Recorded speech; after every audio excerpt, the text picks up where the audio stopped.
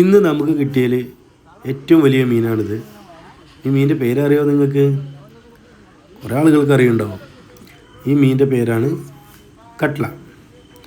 നമ്മുടെ നാട്ടിൽ ഇന്ത്യയിലൊക്കെ ഈ മീൻ മൊത്തത്തിൽ കട്ട്ള എന്ന് തന്നെയാണ് അറിയപ്പെടാറ്.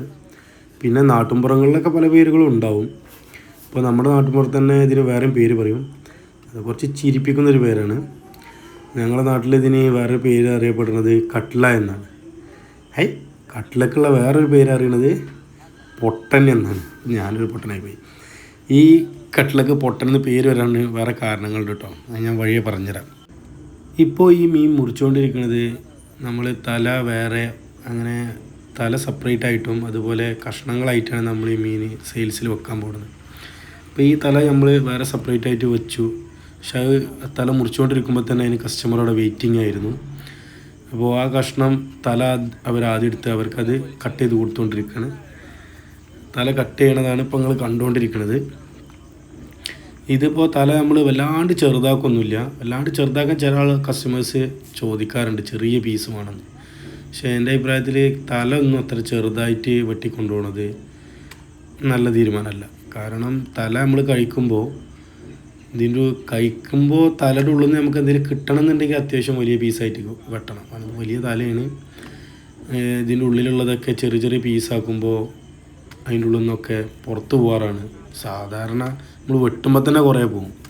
ഇതിപ്പോൾ അത്യാവശ്യം നല്ല സൈസുള്ള പീസായിട്ടാണ് ഇപ്പോൾ നമ്മൾ ഈ കസ്റ്റമർ വെട്ടി കൊടുക്കുന്നത്. ഈ കസ്റ്റമർ അത്യാവശ്യം സൈസുള്ള പീസാണ് വേണ്ടത്. വലിയ പീസായിട്ട് വേണം.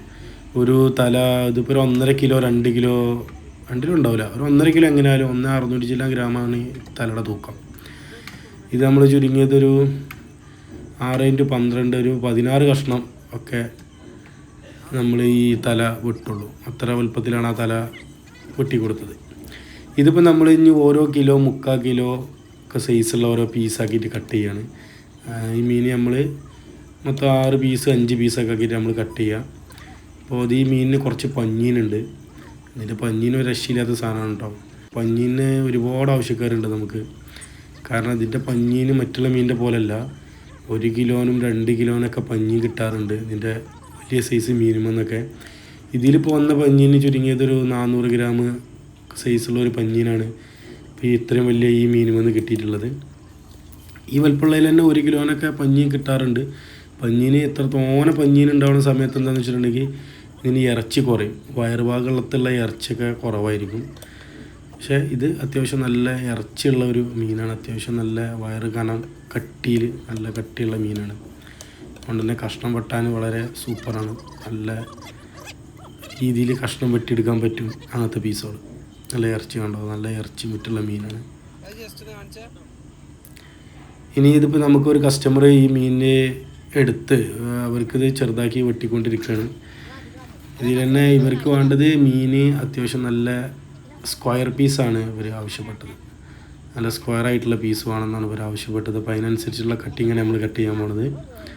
സ്ക്വയർ ആക്കിയിട്ട് കട്ട് ചെയ്യാൻ പോവുകയാണ്. ഇതിൻ്റെ എല്ല്, അതായത് മുള്ള് വലിയ മുള്ളായിരിക്കും. അത് നമ്മൾ സെപ്പറേറ്റ് ആക്കിയിട്ട് ഇറച്ചീൻ്റെ പീസാക്കിയിട്ടാണ് നമ്മൾ കട്ട് ചെയ്യണത്. അത്യാവശ്യം കാണാൻ തന്നെ നല്ല അലുവ കഷ്ണം പോലുള്ള പീസായിരിക്കും വരാൻ പോണത്. കണ്ടോ, നല്ല അലുവത്തുണ്ട് കഷ്ണം പോലത്തെ പീസുകളാണ്.